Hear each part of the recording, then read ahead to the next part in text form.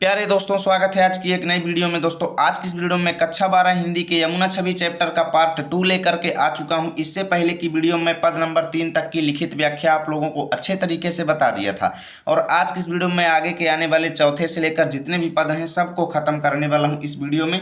साथ ही मैंने ले रखी है हैंड रिटन नोट्स, आप लोग देख सकते हो। ये नोट्स मैंने अपने हाथों से लिखी हुई है। एक एक व्याख्या को अच्छे तरीके से आपको लिखना बताऊंगा। पहले आपको बुक में समझाते हैं, फिर आपको नोट्स में लिखना सिखाएंगे। तो चलिए बिना देरी किए हुए वीडियो को शुरू करते हैं। पार्ट 1 नहीं देखे हो तो डिस्क्रिप्शन में लिंक है, जा करके देख लेना, उसके बाद इसको देखिएगा, ठीक है ना। तो यहाँ पर देखो चौथा पद क्या कहता है।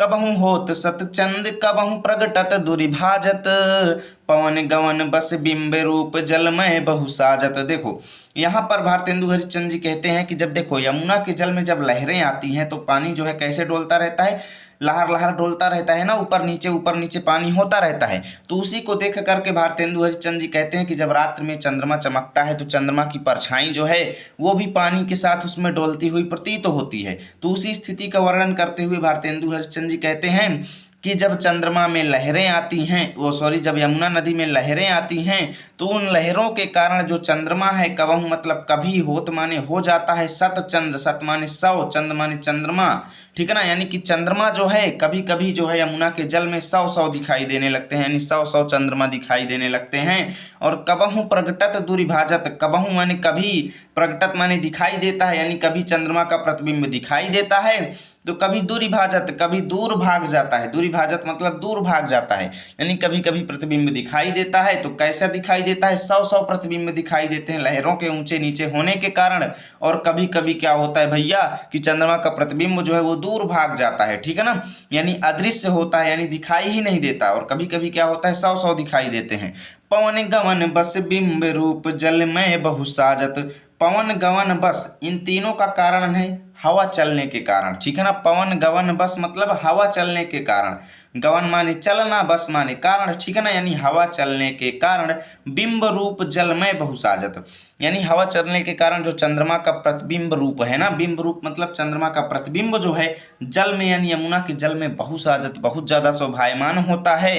मनुष्य भरी अनुराग जमुन जल लोटत डोलई, उस दृश्य को देख करके क्या कहते हैं, यहाँ पर भारतेंदु हरिश्चंद्र जी कहते हैं कि उस दृश्य को देखकर ऐसा लगता है मानो चंद्रमा जो है, शशि माने चंद्रमा जो है, भरी अनुराग माने प्रेम भर करके, ठीक है ना, या प्रेम से परिपूर्ण होकर के, भरी अनुराग मतलब प्रेम से परिपूर्ण होकर के जमुन जल लोटत डोले। जमुन जल माने यमुना के जल में, ठीक है ना, यमुना के जल में क्या करता है, लोटत है, लोटत माने लेटना, ठीक है ना, यानी चंद्रमा का प्रतिबिंब जो है ऐसा लगता है जैसे चंद्रमा जो है प्रेम से परिपूर्ण होकर के यमुना के जल में लेटा हुआ हो, लेटते हुए डोल रहा हो। डोले माने डोला हुआ, यानी डोल रहा हो, यानी लेट करके डोल रहा हो। कै तरंग की डोर हिंडोरनी करत कलोले, कै तरंग, कै माने अथवा, ठीक है ना, ये यहाँ पर मनु आ चुका है तो उत्प्रेक्षालंकार रहेगा, ठीक है ना। और यहाँ पर कै का मतलब अथवा, यानी कि यहाँ पर कई संभावनाएं वो बता रहे हैं, संदेह, ठीक है ना।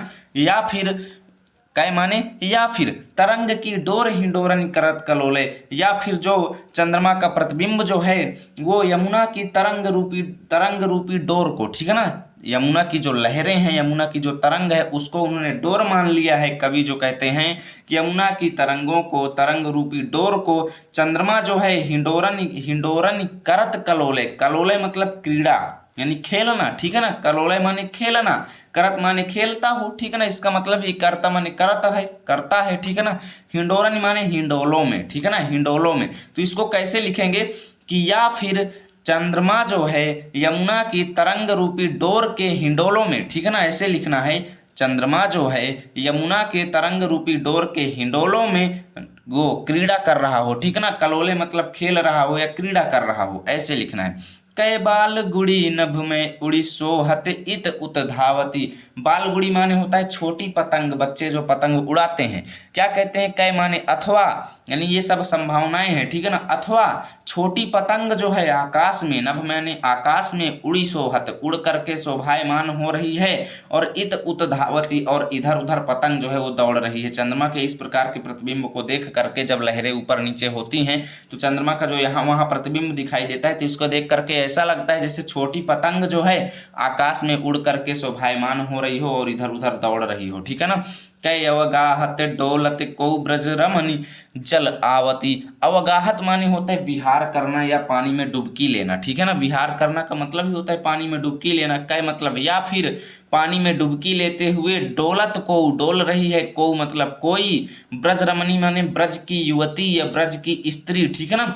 ब्रज रमणी माने ब्रज की स्त्री जो है जल में यानी यमुना के जल में, अवगाहत माने विहार कर रही हो या फिर डुबकी ले रही हो, और डोल रही हो कोई ब्रज की युवती जो है, और डोलती हुई, डोलत मतलब डोलती हुई, आवती मतलब आ रही हो। यानी कि वो चंद्रमा के इस प्रकार के दृश्य को देखकर ऐसा लगता है जैसे ब्रज की को ब्रज रमणी मतलब ब्रज की कोई युवती जो है चंद्रमा वो यमुना के जल में अवगाहत मतलब विहार करते हुए और डोलते हुए आ रही हो, ऐसे लिखना है। अब इसकी व्याख्या कैसे लिखेंगे, मेन चीज चलो आपको बताते हैं। तो मित्रों आप लोगों को एक तरफ लिखना है कबहु होत सत, दूसरी तरफ जल आवती, यानी इधर शुरू के 2-3 शब्द और लास्ट के 2-3 शब्द। संदर्भ आपसे बोर्ड एग्जाम में पूछा जाएगा तो कैसे लिखेंगे। प्रस्तुत पद्यांश हमारी पाठ्य पुस्तक हिंदी के काव्य खंड में संकलित एवं भारतेंदु हरिश्चंद्र द्वारा रचित यमुना छवि शीर्षक कविता से लिया गया है। प्रसंग ज्यादातर पूछा नहीं जाता लेकिन फिर भी बता देता हूँ, ठीक है ना। प्रसंग देख लो। प्रस्तुत पद में यमुना के जल में चंद्रमा के प्रतिबिंब दिखाई देने का वर्णन किया गया है। अब देखो यहाँ पर व्याख्या मैं आपको पूरे पद की बताऊंगा, लेकिन एग्जाम में क्या होगा, आपको कोई भी पद दिया जाएगा तो उसके किसी विशेष लाइन के नीचे लाइन खींची जाएगी, रेखांकित किया जाएगा, आपको केवल उस रेखांकित किए गए भाग का जो है व्याख्या लिखना होगा। लेकिन यहाँ पर देखो निश्चित नहीं है कि किस लाइन के नीचे जो है रेखा दे दी जाए, इसलिए मैं पूरे पद की व्याख्या आपको बताऊंगा। देखो व्याख्या, यमुना के हिलते हुए जल में लहरें भी हिलती हैं, उन लहरों में कभी कभी कवि को 100 चंद्रमा के प्रतिबिंब दिखाई पड़ते हैं, कभी कभी प्रतिबिंब लहरों के साथ दूर चला जाता है, कभी वह कवि के सामने प्रकट हो जाता है एवं कभी दूर जाती लहरों के साथ छिपकर दूर भाग जाता है। हवा के कारण लहरों में हिलते हुए चंद्रमा के प्रतिबिंब को देखकर ऐसा प्रतीत होता है मानो चंद्रमा प्रेम से परिपूर्ण होकर यमुना के जल में डोलता फिर रहा हो, ठीक है ना, या डोलता फिर रहा हो या घूम रहा हो या लेटा हुआ हो। तो कभी ऐसा लगता है मानो चंद्रमा यमुना की लहर रूपी डोरी को पकड़ करके जल के झूले में, ठीक है ना, जल के झूले में झूलता हुआ आनंद क्रीड़ा कर रहा हो। हिंडोले मतलब झूले में, ठीक है ना। लहरों के साथ इधर उधर हिलते हुए प्रतिबिंब को देखकर कवि को ऐसा प्रतीत होता है जैसे किसी बच्चे के द्वारा उड़ाई गई पतंग जो है आकाश में इधर उधर उड़ती हुई सुशोभित हो रही हो, या फिर कोई ब्रज युवती जो है जल विहार करती हुई चली आ रही हो। कवि के मन में चंद्रमा के प्रतिबिंब से संबंधित कई कल्पनाएं मूर्त स्वरूप धारण करती हैं, ठीक है ना। इस तरीके से लिखना है। उसके बाद देख लो, काव्य सौंदर्य भाषा रहेगी ब्रज, शैली रहेगी मुक्तक, छंद छप्पय रहेगा, अलंकार अनुप्रास उत्प्रेक्षा रहेगा क्योंकि मनु कई जगहों पर आया हुआ है, ठीक है ना। यहाँ पर आप संदेह भी लिख सकते हो, कोई दिक्कत नहीं है क्योंकि अथवा शब्द भी कई जगहों पर आया है, तो संदेह यहाँ पर लिख लीजिए, गुण इसका माधुर्य हो जाएगा। अब चलिए चलते हैं अगले पद पर। मनु जुग पक्ष प्रत्यक्ष होत मिट जात जमुन जल, कै तारागन ठगन लुकत प्रगटत शशि विकल। देखो इसका मतलब क्या है। देखो अब जब चंद्रमा की इस प्रकार के दृश्य को देखकर वो क्या कहते हैं, ऐसा लगता है मनु माने ऐसा लगता है मानो जुग पक्ष माने युग, जुग माने दोनों, ठीक है ना, जुग माने युग्म कह लो या जोड़ा, युग माने दोनों, ठीक है ना। दोनों पक्ष क्या होता है आप लोग जानते हैं, महीनों में क्या होता है पक्ष, 2 पक्ष का एक महीना होता है, एक शुक्ल पक्ष और एक कृष्ण पक्ष, ठीक है ना। तो वही कहते हैं कि भैया चंद्रमा जो है कभी दिखाई देता है कभी नहीं दिखाई देता है, ठीक है ना। तो इसको देखकर ऐसा लगता है जैसे दोनों पक्ष जो हैं प्रत्यक्ष होते यानी सामने आ चुके हैं, ठीक है ना। प्रत्यक्ष यानी प्रत्यक्ष हो करके दोनों पक्ष जो हैं एक महीने के दोनों पक्ष जो हैं प्रत्यक्ष हो करके मिट जात जमुन जल, मिट जात मतलब मिट जाते हैं या कह लो मिल जाते हैं, ठीक है ना। मिट जात मतलब मिल जाते हैं, जमुन जल माने यमुना के जल में। अब इसका मतलब क्या है भाई, यमुना के जल में पक्षों का मिलना, आखिर इसका क्या मतलब है, ये चीज़ मैं आपको पहले एक्सप्लेन कर देता हूँ, ठीक है ना। देखो यहाँ पर कवि क्या कहते हैं कि ऐसा लगता है मानो दोनों पक्ष जैसे शुक्ल पक्ष एवं कृष्ण पक्ष जो हैं प्रत्यक्ष रूप होकर के जल में मिल गए हों, ठीक है ना। अब कहने का तात्पर्य क्या है कि देखो चंद्रमा कभी दिखाई देता है कभी नहीं दिखाई देता है जल में, ठीक है ना। तो ऐसा लगता है जैसे जब चंद्रमा अदृश्य हो जाता है यानी जब नहीं दिखाई देता तो ऐसा लगता है मानो कृष्ण पक्ष आ गया हो, क्योंकि कृष्ण पक्ष में चंद्रमा जो है नहीं दिखाई देता। और जब दोबारा चंद्रमा जल में दिखाई देने लगता है तो ऐसा लगता है जैसे शुक्ल पक्ष आ गया हो, यानी कि जब चंद्रमा नहीं दिखाई देता तो कृष्ण पक्ष आ गया हो ऐसा माना गया, और जब चंद्रमा दिखाई देता है तो ऐसा लगता है जैसे शुक्ल पक्ष आ गया हो। और इसलिए कवि कहते हैं कि इस दृश्य को देखकर, जब चंद्रमा कभी दिखाई देता है कभी नहीं दिखाई देता, तो इस दृश्य को देखकर ऐसा लगता है जैसे मास यानी एक महीने के दोनों पक्ष जो हैं यमुना के जल में मिल गए हों। ठीक है ना, मिल जात जब मिट जात जमुना जल माने मिट गए हों या कह लो मिल गए हों यमुना के जल में। उसके बाद देखो, कै तारागण ठगन लुकत प्रगटत शशि अविकल, अविकल यानी बिना व्याकुलता के। ठीक है ना, कै तारागण, कै माने अथवा, तारागण मानी ताराओं का समूह यानी नक्षत्र जो है ऊपर जो तारे हैं, या फिर ये जो दृश्य है ताराओं को ठगने के लिए, ठगन माने ठगने के लिए, लुकत माने लुकत यानी एक बार छिप जाते हैं, प्रगटत माने दिखाई देते हैं, शशि माने चंद्रमा, अविकल माने बिना व्याकुलता के, यानी कि या फिर ये जो चंद्रमा जो है ये ताराओं को ठगने के लिए, तारा के यानी ताराओं के समूहों को, तारा के समूहों को ठगने के लिए कई बार छिप जाता है तो कई बार दिखाई देने लगता है बिना व्याकुलता के। ठीक है ना, कै कालिंदी नीर तरंग जितो उपजावत, या फिर कालिंदी नीर मतलब यमुना के पानी में, कालिंदी माने यमुना, नीर माने पानी में, तरंग माने तरंगे, जितो माने जितनी, उपजावत मतलब उत्पन्न होती हैं, या फिर कालिंदी यानी यमुना के जल में जितनी तरंगे उत्पन्न होती हैं, तितनो ही धरि रूप मिलन हित तासों धावत, तितनो माने उतने ही, धरि रूप मतलब धारण करके, रूप यानी चंद्रमा जो है उतने ही रूप धारण करके, मिलन हित माने मिलने के लिए, तासों मतलब लहरों से या तरंगों से, धावत मतलब दौड़ता है। यानी कि इस दृश्य को देखकर ऐसा लगता है जैसे कि यमुना के जल में जितनी ज़्यादा तरंगें उत्पन्न होती हैं, चंद्रमा जो है उतने ही रूप धारण करके उन तरंगों से मिलने के लिए दौड़ रहा हो। ठीक है ना, कै बहुत रजत चकई चलत कै फुहार जल उछरत, कै यानी या फिर बहुत माने बहुत ज़्यादा, रजत माने चांदी की। ठीक है ना, या फिर जो जैसे अब पानी जो है आप लोग देखते हैं चंद्रमा की जो लहरें हैं चल रही हैं, ठीक है ना, तो उसको जो है बीच में चंद्रमा का जो है सफ़ेद सफ़ेद प्रतिबिंब जो है यमुना के जल में दिखाई दे रहा है, तो उसको देखकर ऐसा लगता है कि या फिर जैसे बहुत सारे रजत माने चांदी के चकई मतलब चक्कियाँ कह लो या चकई, ठीक है ना, चकई यानी चक्कियाँ जो हैं चल रही हो, चलत माने चल रही हो। ठीक है ना, उस दृश्य को देखकर ऐसा लगता है जैसे यमुना के जल के अंदर बहुत सारी चक्कियां चल रही हो चांदी की, या फिर कै माने या फिर फुहार जल उछरत, फुहार जल यानी जल की फुहारें, उछरत माने उछल रही हो। ठीक है ना, या फिर ऐसा लगता है जैसे जल की फुहारें जो है उछल रही हो।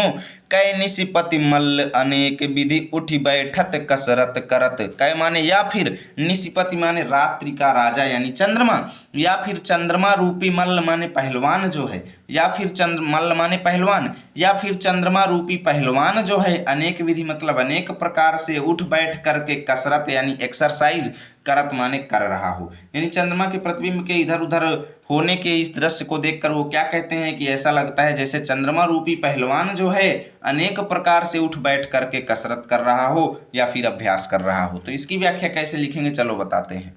तो मित्रों आप लोगों को एक तरफ लिखना है मनु जुग पक्ष, दूसरी तरफ कसरत करत। संदर्भ रहेगा पूर्वत प्रसंग देख लो। प्रस्तुत पद में कवि ने यमुना के जल में चंद्रमा के प्रतिबिंब का अनुपम वर्णन किया है। व्याख्या देख लो भैया। कवि कह रहे हैं कि यमुना के जल में कभी तो चंद्रमा का प्रतिबिंब दिखाई देता है एवं कभी अदृश्य हो जाता है। इस दृश्य को देखकर कवि को ऐसा लगता है मानो दोनों पक्ष यानी शुक्ल एवं कृष्ण प्रत्यक्ष रूप हो करके जल में मिल गए हों। कहने का तात्पर्य है कि चंद्रमा के अदृश्य होने पर ऐसा लगता था मानो कृष्ण पक्ष आ गया हो एवं पुनः प्रकट हो जाने पर ऐसा लगता था मानो शुक्ल पक्ष आ गया हो। ओके भैया आगे देखो। कवि को लगता है मानो तारागण को ठगने के लिए ही चंद्रमा कभी छिप जाते हैं और कभी प्रकट हो जाते हैं। यमुना नदी में जितनी तरंगें उत्पन्न होती हैं चंद्रमा उतने ही रूप धारण करके उन तरंगों से मिलने के लिए उत्साहित होकर दौड़ता रहता है। कवि को ऐसा लगता है मानो जल प्रतिबिंब के रूप में, यानी देखो यहाँ पर जल नहीं लिखना, ठीक है ना, चंद्रमा, यहाँ पर कैसे लिखना है चंद्रमा, ठीक है ना। कवि को ऐसा लगता है मानो चंद्रमा प्रतिबिंब यानी चंद्रमा के लिख लो, ठीक है ना, चंद्रमा के प्रतिबिंब के रूप में जल के भीतर चांदी की कई चकई चल रही हों या जल की फुहारें उठ रही हों, या फिर चंद्रमा रूपी पहलवान जो है उठ बैठकर कई प्रकार की कसरतें कर रहा हो। इस तरीके से लिखना है। काव्य सौंदर्य देख लो, भाषा ब्रज, गुण रहेगा माधुर्य, शैली रहेगी मुक्तक, छंद रहेगा छप्पय, अलंकार रहेगा अनुप्रास रूपक, उत्प्रेक्षा। ठीक है ना। अब चलिए चलते हैं लास्ट पद पर।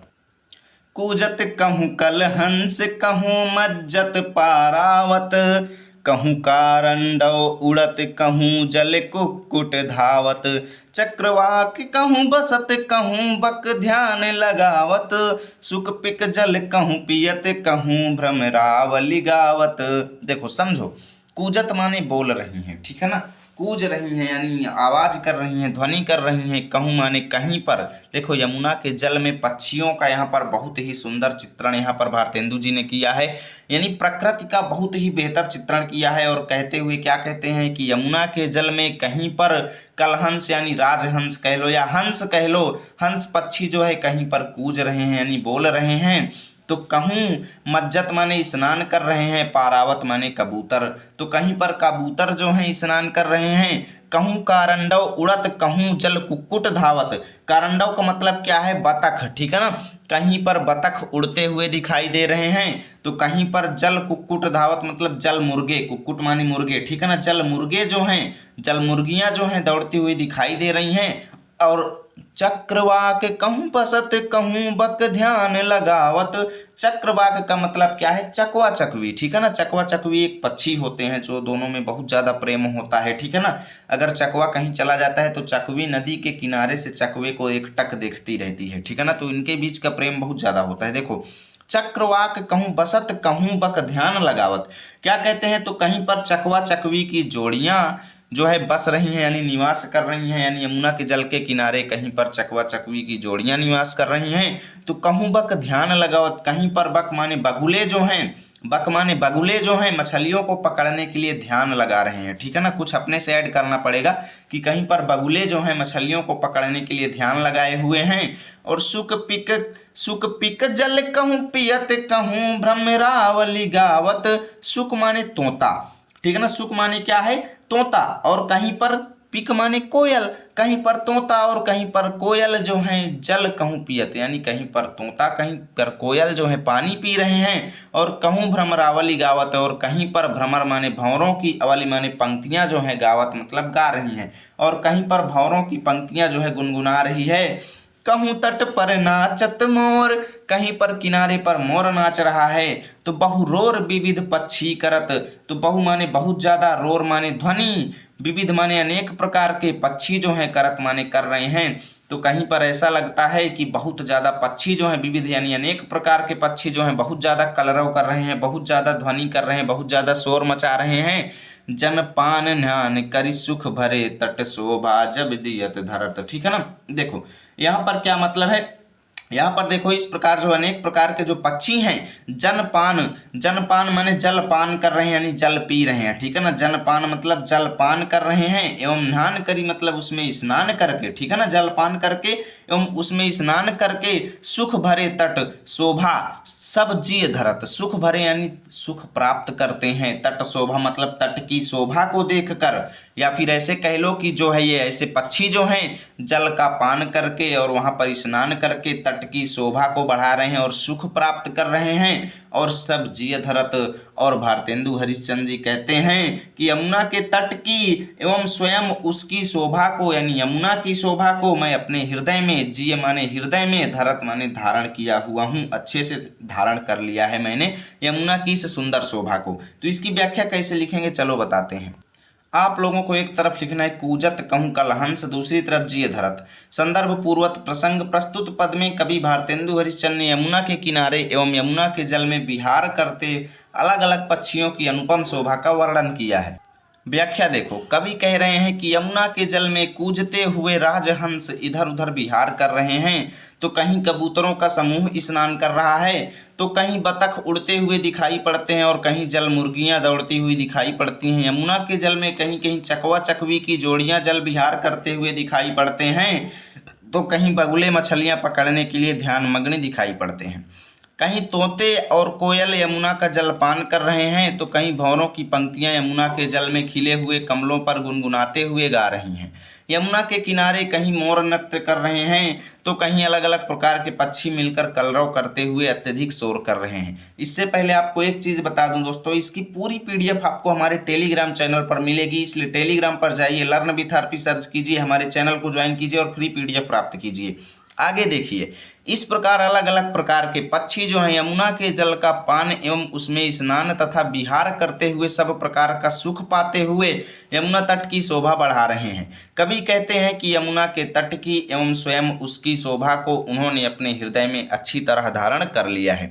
काव्यगत सौंदर्य देख लो, भाषा ब्रज रहेगी, छंद छप्पय रहेगा, शैली मुक्तक रहेगी, अलंकार अनुप्रास और गुण प्रसाद रहेगा। और यहाँ से भैया आपका चैप्टर फिनिश होता है। नेक्स्ट चैप्टर की भी मैंने ऑलरेडी वीडियो बना दिया है, नहीं देखे हो तो डिस्क्रिप्शन में लिंक है या फिर जा करके हमारे प्लेलिस्ट में कक्षा 12 हिंदी की प्लेलिस्ट चेक कीजिए। उम्मीद करता हूँ वीडियो अच्छी लगी होगी। प्लीज़ वीडियो को लाइक और शेयर जरूर कीजिएगा।